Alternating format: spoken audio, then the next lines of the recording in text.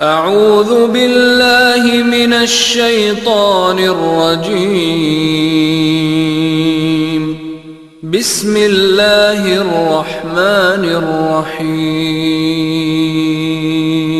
السلام علیکم، میں ہوں تفسیر پوائنٹ سے۔ اللہ سبحانہ و تعالیٰ آپ پر عنایتوں کے در ہمیشہ کھلے رکھے، ارض و سما کی تمام آفات سے محفوظ رکھے، ہمیشہ صحت و تندرستی عطا فرمائے، ہر قسم کے شر سے محفوظ رکھے۔ اللہ خالق و مالک آپ کو ایمان و عقیدے کی سلامتی کے ساتھ لمبی عمر عطا فرمائے، کبھی اپنے سوا کسی کا محتاج نہ کرے، آمین یا رب العالمین۔ مائیکل ہارٹ نے اپنی کتاب و عظیم شخصیات کو لکھنے میں 28 سال کا عرصہ لگایا، اور جب اپنی تالیف کو مکمل کیا تو لندن میں ایک تقریب رونمائی منعقد کی، جس میں اس نے اعلان کرنا تھا کہ تاریخ کی سب سے عظیم شخصیت کون ہے۔ جب وہ ڈائز پر آیا تو کثیر تعداد نے سیٹیوں، شور اور احتجاج کے ذریعے اس کی بات کو کاٹنا چاہا تاکہ وہ اپنی بات کو مکمل نہ کر سکے۔ پھر اس نے کہنا شروع کیا، ایک آدمی چھوٹی سی بستی مکہ میں کھڑے ہو کر لوگوں سے کہتا ہے، میں اللہ کا رسول صلی اللہ علیہ وآلہ وسلم ہوں، میں اس لیے آیا ہوں تاکہ تمہارے اخلاق و عادات کو بہتر بنا سکوں۔ تو اس کی اس بات پر صرف 4 لوگ ایمان لائے، جن میں اس کی بیوی، ایک دوست اور 2 بچے تھے۔ اب اس کو 1400 سال گزر چکے ہیں،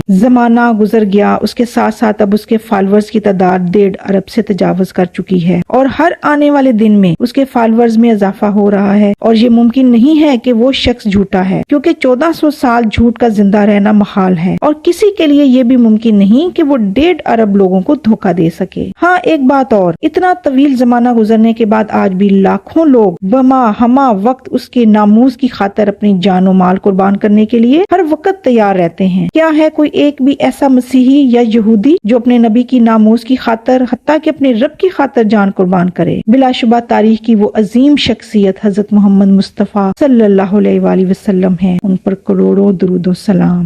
اس کے بعد پورے حال میں ایک عظیم شخصیت اور سید البشر کی ہیبت اور جلال میں خاموشی چھا گئی۔ جی ناظرین، اب ہم سورۃ بقرہ کی آیت نمبر 91 اور 92 کا ترجمہ اور تفسیر بیان کرتے ہیں۔ وَإِذَا قِيلَ لَهُمْ آمِنُوا بِمَا أَنزَلَ اللَّهُ قَالُوا نُؤْمِنُ بِمَا أُنزِلَ عَلَيْنَا وَيَكْفُرُونَ بِمَا وَرَاءَهُ وَهُوَ الْحَقُّ مُصَدِّقًا لِمَا مَعَهُمْ قُلْ فَلِمَ تَقْتُلُونَ أَنبِيَاءَ اللَّهِ مِن قَبْلُ إِن كُنتُم مُّؤْمِنِينَ۔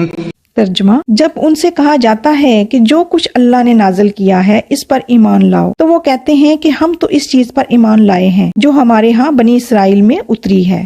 اس دائرے کے باہر جو کچھ آیا ہے اسے وہ ماننے سے انکار کر دیتے ہیں، حالانکہ وہ حق ہے، اور اس تعلیم کی تصدیق کو تائید کر رہا ہے جو ان کے ہاں پہلے سے موجود تھی۔ یہ بات اور وہ اس وقت کہتے تھے جب انہیں قرآن پر ایمان لانے اور اسلام کو قبول کرنے کی دعوت دی جاتی تھی۔ وہ کہتے تھے کہ ہم پر نازل ہوا ہے، اس پر ایمان لا چکے ہیں، اور وہ کافی و شافی ہے، اس کے سوا وہ تمام ہدایت کا انکار کر دیتے تھے، وہ عیسیٰ علیہ السلام پر اتری ہو یا نبی آخر الزمان حضرت محمد صلی اللہ علیہ وآلہ وسلم پر اتری ہو۔ قرآن کریم کے نزدیک ان کا یہ طرز عمل اور ان کی جانب سے توریت کے علاوہ تمام دوسری ہدایات کا انکار ایک عجیب حرکت ہے۔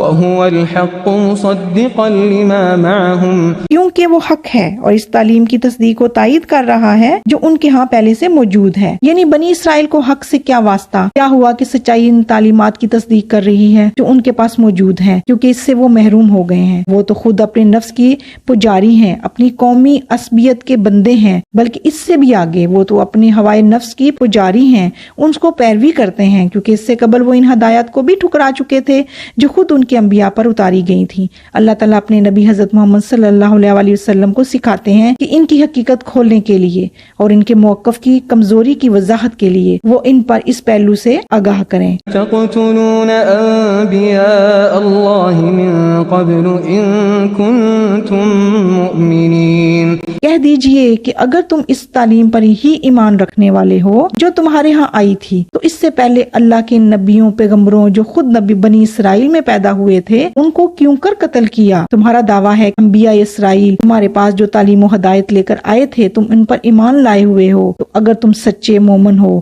تو تم ان انبیاء کو کیوں قتل کیا؟ بات یہ نہیں بلکہ حضرت موسیٰ علیہ السلام تمہارے پہلے نبی تھے اور تمہارے عظیم نجات دہندہ تھے، وہ تمہارے پاس ہدایت لے کر آئے تھے، تو تم نے اس کا انکار کیوں کیا؟ اب آگے آیت نمبر 92۔ وَلَقَدْ جَاءَكُم موسى بالبينات ثم اتخذتم العجل من بعده وأنتم ظالمون۔ ترجمہ، اور تمہارے پاس موسیٰ کیسی روشن نشانیوں کے ساتھ آئے تھے، پھر بھی تم اتنے ظالم تھے کہ ان کے پیٹھ موڑتے ہی بچڑے کو معبود بنا بیٹھے۔ حضرت موسیٰ علیہ السلام کی تعلیمات اور روشن نشانیوں کے بعد اور خود آپ کی زندگی میں تم نے جو بچڑے کو معبود بنایا تھا، کیا یہ تمہارا ایمان اور وحی الہی کا حصہ تھا؟ کیا اس طرز عمل کے ہوتے ہوئے تم یہ دعویٰ کر سکتے ہو کہ تم ان ہدایات اور نشانیوں پر ایمان لا چکے ہو؟ حضرت موسیٰ علیہ السلام تمہارے پاس لائے تھے۔ یہی نہیں بلکہ حضرت موسیٰ علیہ السلام نے ایک چٹان اور پہاڑ کے سائے میں تم سے ایک پختہ عہد لیا تھا۔ کیا تمہیں یاد نہیں کہ تم نے اس عہد کو کیسے توڑا اور تم نے کس طرح سرکشی کی اور کس طرح نافرمانی میں مبتلا ہوئے؟ قرآن کریم کی حسن طرز تعبیر اور اس کی خصوصیات میں سے یہ ایک اہم تعبیر ہے۔ یہودیوں کا یہ بڑا دعویٰ تھا کہ وہ اللہ تعالیٰ کی پسندیدہ مخلوق ہیں، وہی رائے ہدایت پر ہیں اور وہی ہیں جنہیں عالم آخرت میں یقیناً فلاح نصیب ہوگی اور آخرت میں اس کے سوا اور دوسری اقوام کو کچھ نہ ملے گا۔ اس طرح وہ دوسری لوگوں سے حسد اور بغض رکھتے ہیں، دوسری اقوام کو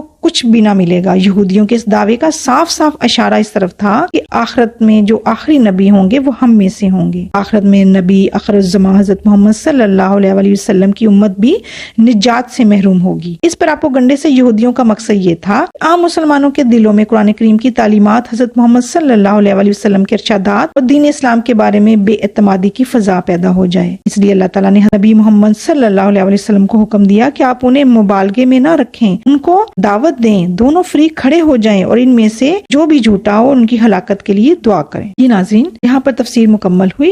ہم اللہ تعالیٰ سے دعا کرتے ہیں کہ اللہ تعالیٰ ہمیں قرآن پاک کو پڑھنے، سمجھنے اور اس پر عمل کرنے کی توفیق عطا فرمائے۔